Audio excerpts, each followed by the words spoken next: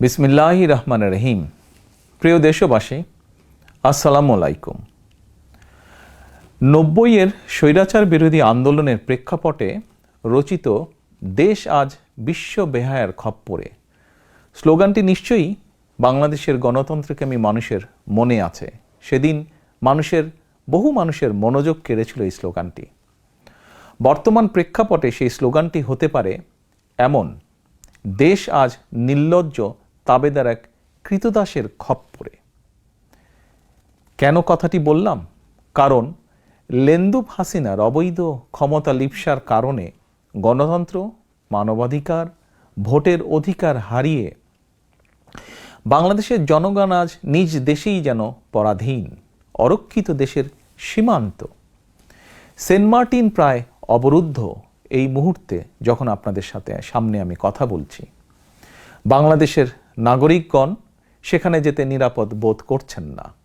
Saint মার্টিনকে ঘিরে গত কয়েকদিন মিয়ানমার যা করছে, এটি যে কোনো দেশের সার্বভৌমত্বের জন্য চূড়ান্ত হুমকি। প্রিয় দেশবাসী, বাংলাদেশ মিয়ানমার সীমান্তে দীর্ঘদিন ধরে চলছে চরম অস্থিরতা। মিয়ানমার সীমান্ত দিয়ে বাংলাদেশে অনেক দিন ধরেই ভারী অবৈধ অস্ত্র ঢুকছে। যুদ্ধ কবলিত মিয়ানমারের জান্তা সেনারা বাংলাদেশের অভ্যন্তরে প্রায়শই ঢুকে পড়ছে। হাসিনার তাবেদার সরকার যথারীতি জান্তা সেনাদেরকে পুনরায় মিয়ানমারে ফেরত পাঠিয়ে দিচ্ছে। অথচ গত 7-8 বছরেও মিয়ানমার থেকে বাংলাদেশে জোর করে ঠেলে দেওয়া রোহিঙ্গা জনগোষ্ঠীর একজনকেও মিয়ানমারে ফেরত পাঠাতে পারেনি আজকের এই স্বৈরাচার সরকার। কিন্তু কেন সম্ভব হয়নি? প্রিয় দেশবাসী, বাংলাদেশ কি তাহলে কোনো দেশের স্বার্থ রক্ষা করছে? তাহলে প্রশ্ন আসে, কার স্বার্থ রক্ষা করতে চাইছে বাংলাদেশ এই স্বৈরাচার সরকার? মিয়ানমারের ব্যাপারে বাংলাদেশের কি নীতি অবলম্বন করেছে বর্তমান প্রেক্ষাপটে এই স্বৈরাচার ভোটবিহীন ডামি সরকার? অবশ্যই জনগণের এটি জানার অধিকার রয়েছে। শেখ হাসিনার তাবেদারি আচরণের কারণে বাংলাদেশের নাগরিকগণ যেন আজ কোনো সীমান্তেই নিরাপদ নয়। প্রিয় দেশবাসী, ভারতের সঙ্গে বাংলাদেশ সহ মোট 7টি দেশের সীমান্ত রয়েছে। অন্য কোনো দেশের সীমান্তে গুলি করে মানুষ হত্যা করার সাহস না করলেও বাংলাদেশ সীমান্তে প্রায়শই বিএসএফের গুলিতে প্রাণ হারাচ্ছে বাংলাদেশের সাধারণ নাগরিকগণ।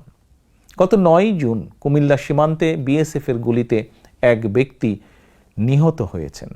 এভাবে একের পর এক লেন্দুব কৃতদাস হাসিনার নতজানু পররাষ্ট্রনীতি আর তাবেদারি মানসিকতার কারণে বাংলাদেশ সীমান্তে হত্যার প্রতিবাদ করার সাহস এবং স্বাধীনতা হারিয়ে ফেলেছে। হাসিনার তাবেদার সরকারের ঘনিষ্ঠ কুকিচিন পর্যন্ত পার্বত্য এলাকায় বাংলাদেশের সার্বভৌমত্বকে চ্যালেঞ্জ করেছে। আজ বাংলাদেশের বলা যায় পুরা সীমান্ত অনিরাপদ, বিপন্ন স্বাধীনতা, সার্বভৌমত্ব। অথচ আজকের স্বৈরাচার হাসিনা স্বৈরাচার তাবেদার সরকার নির্বিকার। প্রিয় দেশবাসী, লেন্দুব হাসিনা তার তাবেদার সরকারকে টিকিয়ে রাখতে আজিজ আর বেনজিরের মতন দুর্নীতিবাজদের ব্যবহার করে দেশে বিদেশে বিশেষায়িত বাহিনীগুলোর সম্মান, গৌরব, ইমেজ ধূলিসাৎ করে দিয়েছে। ভিন্ন রাজনৈতিক দল এবং মত দমনে স্বৈরাচারী হাসিনা যেভাবে র্যাবকে ব্যবহার করেছে, দেশ এবং জনগণের স্বার্থে এই খুনি বাহিনীতে এই মুহূর্তে আর কোনো সেনা কর্মকর্তা এবং সদস্যদের পোস্টিং দেওয়া উচিত নয়, বরং বন্ধ করা উচিত অবিলম্বে তাদের পোস্টিং র্যাবে। হাসিনার অবৈধ ক্ষমতা আর ভোট ডাকাতি নিরাপদ করা সেনাবাহিনীর কাজ হতে পারে না, সেনাবাহিনীর কাজ নয় এটি। বরং দেশের স্বাধীনতা, সার্বভৌমত্ব নিরাপদ রাখাই সেনাবাহিনীর প্রধান কাজ। স্বাধীনতা বিরোধী তৎপরতা চললেও সীমান্ত জুড়ে এখনো কেন সেনাবাহিনী মোতায়েন করা হচ্ছে না, আজ দেশের মানুষের কাছে এটি একটি প্রশ্ন।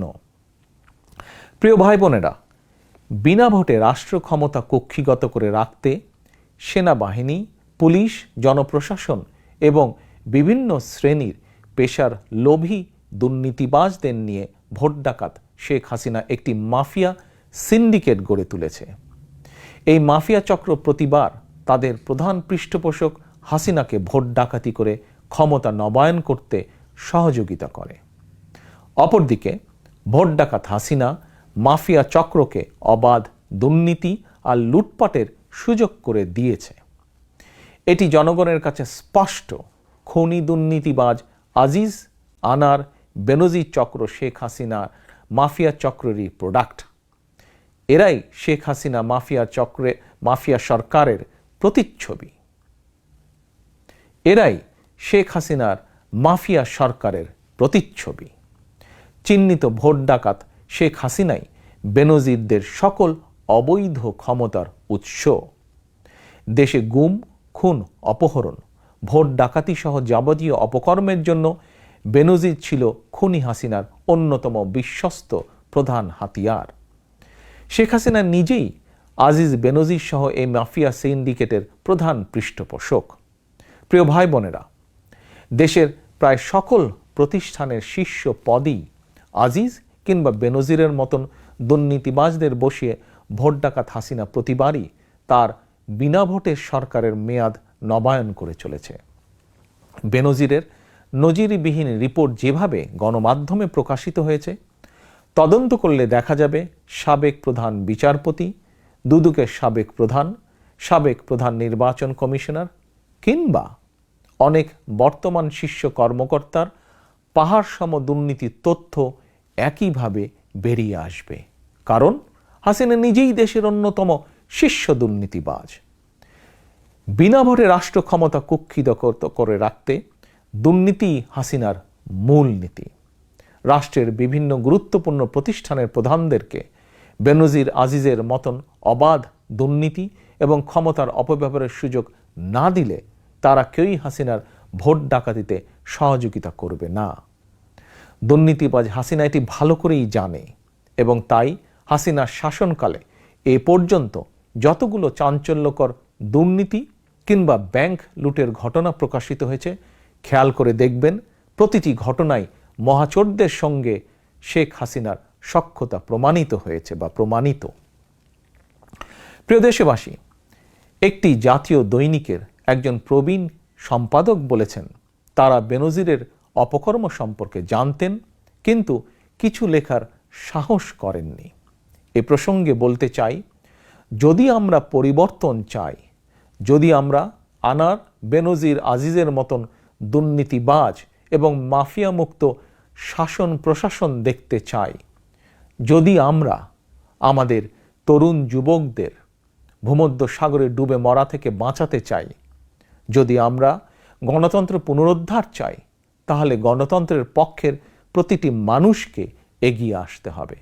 গণতন্ত্র, মানবাধিকার, ভোটের অধিকার প্রতিষ্ঠার আন্দোলন করতে গিয়ে বিএনপি সহ গণতন্ত্রের পক্ষের রাজনৈতিক দলের অসংখ্য নেতাকর্মী গুম, খুন, অপহরণের শিকার হয়েছেন কিংবা মিথ্যে মামলা, গায়েবী মামলায় সারা দেশে লক্ষ লক্ষ নেতাকর্মী প্রতিনিয়ত হয়রানির শিকার হচ্ছেন। অনেকেই মাসের পর মাস ঘর ছাড়া। তারপরেও কি বিএনপি রাজপথ ছেড়েছে? ছাড়েনি। গণতন্ত্রের পক্ষের রাজনৈতিক দলগুলো কি রাজপথ ছেড়েছে? ছাড়েনি। প্রিয় দেশবাসী, দেশকে মাফিয়াতন্ত্রের কবল থেকে মুক্ত করার দায়িত্ব বিএনপি কিংবা একক কোনো রাজনৈতিক দলের নয়। মাফিয়া চক্রের কবল থেকে দেশকে পুনরুদ্ধার করতে হলে ভয়কে জয় করে প্রতিটি শ্রেণী পেশার মানুষকে ঘর থেকে বেরিয়ে আসতে হবে। যিনি যা জানেন সাহসের সঙ্গে প্রকাশ করতে হবে। স্বৈরাচারী হাসিনার পৃষ্ঠপোষকতায় সৃষ্টি আওয়ামী লীগের আরও 4 ডামি এমপির সিন্ডিকেট মালয়েশিয়ায় পাঠানোর নাম করে জনগণের পকেট থেকে 20,000 কোটি টাকা লুটে নিয়ে 17,000 মানুষকে নিঃস্ব করে ফেলেছে। এই মানুষগুলো মালয়েশিয়ায় যেতে পারেননি, বরং উল্টো মালয়েশিয়া থেকে আরও 61,000 বাংলাদেশি ফিরে আসতে বাধ্য হয়েছেন। লুটেরা সিন্ডিকেটের প্রধান পৃষ্ঠপোষক এই হাসিনা নাকি বাংলাদেশকে সিঙ্গাপুরের মতন উন্নত করে ফেলেছে? তাহলে প্রিয় দেশবাসী, প্রশ্ন, মালয়েশিয়া যাওয়ার জন্য হাজার হাজার মানুষ কেন জায়গা জমি কিংবা সর্বস্ব সম্বল বিক্রি করে এখন সর্বহারা? কেন বিদেশে যেতে মরিয়া ভূমধ্য সাগরের সলিল সমাধি ঘটছে অসংখ্য তরুণ যুবকের? দেশের প্রিয় তরুণ যুবক ও ভাই বোনেরা, আপনাদের অনেকেরই মনে আছে 2018 সালে কোটা বিরোধী আন্দোলনের সময় স্বৈরাচারী হাসিনা কোটা প্রত্যাহারের আশ্বাস দিয়েছিল। এখন আবার আদালতকে ব্যবহার করে সেই কোটা ব্যবস্থা পুনর্বহাল করেছে। আজ এটি স্পষ্ট যে এটি ছিল শিক্ষার্থীদের সঙ্গে প্রতারণা। হাসিনা একজন প্রতারক বলেই বারবার জনগণের সঙ্গে ধোঁকাবাজি করছে। কোটা কখনো মেধার বিকল্প হতে পারে না। আমি ব্যক্তিগতভাবে বিশ্বাস করি, মনে করি চাকরি কোটার ব্যাপারে ছাত্র তরুণদের দাবি অবশ্যই ন্যায্য এবং যৌক্তিক। জনগণের রায় বিএনপি সরকার গঠন করতে পারলে অবশ্যই ছাত্র তরুণদের যে কোনো যৌক্তিক এবং ন্যায্য দাবি বাস্তবায়ন করবে। একই সঙ্গে প্রতিবন্ধীদের বিষয়টিও রাষ্ট্র অবশ্যই গুরুত্ব সহকারে বিবেচনা করবে। যদি আমরা ঐক্যবদ্ধ থাকি, সিদ্ধান্তে অবিচল থাকি, অচিরেই একটি নিরপেক্ষ সরকারের অধীনে অবাধ, সুষ্ঠু, নিরপেক্ষ নির্বাচনের মাধ্যমে জনগণের কাছে জবাবদিহিমূলক সরকার গঠিত হবে ইনশাআল্লাহ। প্রিয় দেশবাসী, দেশের প্রতিটি ক্ষেত্রেই এমন অরাজক পরিস্থিতি বর্তমানে বিরাজ করছে। শেয়ার বাজার থেকে আরম্ভ করে পাড়া মহল্লার কাঁচা বাজার পর্যন্ত প্রতিটি সেক্টরেই সিন্ডিকেটের দৌরত্ব, অসহায় সাধারণ জনগণ। দেশের সবকটি ব্যাংক এখন প্রায় দেউলিয়া বলা যায়। শুধু ডলার সংকটই নয়, ব্যাংকগুলোতে নগদ টাকার তীব্র সংকট তীব্র থেকে তীব্রতর হয়ে উঠছে। এমনকি ঈদের সময়ও ব্যাংকে গিয়ে গ্রাহকরা চাহিদা মতন নগদ টাকা তুলতে পারছেন না। ডলার সংকটের কারণে ব্যবসায়ীরা এলসি খুলতে পারছেন না। উচ্চশিক্ষার জন্য শিক্ষার্থীরা বিদেশে যেতে পারছেন না। ব্যাংকগুলোকে অনিরাপদ করে তোলা হয়েছে। ব্যাংকের লকার থেকে গায়েব করে দেওয়া হয়েছে গ্রাহকদের শত শত ভরি সৈন্য। এমনকি গ্রাহকদের জন্য বাংলাদেশ ব্যাংকের ভল্টও এখন নিরাপদ নয়। রফতানি বাণিজ্যে হতাশা, বিভিন্ন দেশের সঙ্গে বাণিজ্যে বৈষম্য বেড়েই চলেছে। বর্তমানে দেশ সম্পূর্ণ আমদানি নির্ভর। দেশি বিদেশি ঋণের ভারে জর্জরিত। এটিই হলো দেশের আর্থিক পরিস্থিতির সংক্ষিপ্ত চিত্র। প্রিয় দেশবাসী, প্রিয় গণতান্ত্রিক ভাই ও বোনেরা, স্বাধীনতা, সাফল্য, সমৃদ্ধি আর গণতন্ত্রের মহানায়ক শহীদ রাষ্ট্রপতি জিয়াউর রহমান 1974 সালে দুর্ভিক্ষপীড়িত বাংলাদেশকে অর্থনৈতিকভাবে স্বাবলম্বী করে বিদেশে চাল এবং চিনি রফতানি শুরু করেছিলেন। দেশনেত্রী বেগম খালেদা জিয়া সরকারের সময় বাংলাদেশ এশিয়ার এমার্জিং টাইগারে পরিণত হয়েছিল। বর্তমানে হাসিনা আর তার মাফিয়া চক্রের দুর্নীতি লুটপাটের কারণে সেই বাংলাদেশ আবারও তীব্র অর্থনৈতিক সংকটের সম্মুখীন। পরিস্থিতি সামাল দিতে মাফিয়া নেত্রী হাসিনা এখন ভিক্ষার ঝুলি নিয়ে বিভিন্ন দেশের দ্বারে দ্বারে ঘুরছে। গণতন্ত্রকামী প্রিয় ভাই ও বোনেরা, দেশের রাজনীতি, অর্থনীতি, ন্যায়নীতি, নৈতিকতা, ধর্মীয় সামাজিক মূল্যবোধ সকল ক্ষেত্রেই চূড়ান্ত অবক্ষয় ঘটেছে। শেখ হাসিনার ক্ষমতার লিপ্সার কারণে চরম বিপর্যয় দেশ এবং জনগণ। দেশের এমন চতুর্মুখী সংকটকালে বসে থাকার আর সময় নেই। Mother of democracy Begum Khaleda Zia বলেছিলেন, ওদের হাতে গোলামীর জিনজির, আমাদের হাতে স্বাধীনতার পতাকা। স্বাধীনতার পতাকার মর্যাদা রক্ষা করতে চাইলে তাবেদার অপশক্তির কাছ থেকে দেশকে উদ্ধার করার কোনোই বিকল্প নেই। অন্যথায় সেদিন হয়তো আর বেশি দূরে নয়, যেদিন হয়তোবা আমাদেরকে নিজ মাতৃভূমিতে ফিলিস্তিনিদের ভাগ্য বরণ করতে হতে পারে। লেন্দুব হাসিনার তাবেদারির কারণে আজ বাংলাদেশের স্বাধীনতা, সার্বভৌমত্ব বিপন্ন।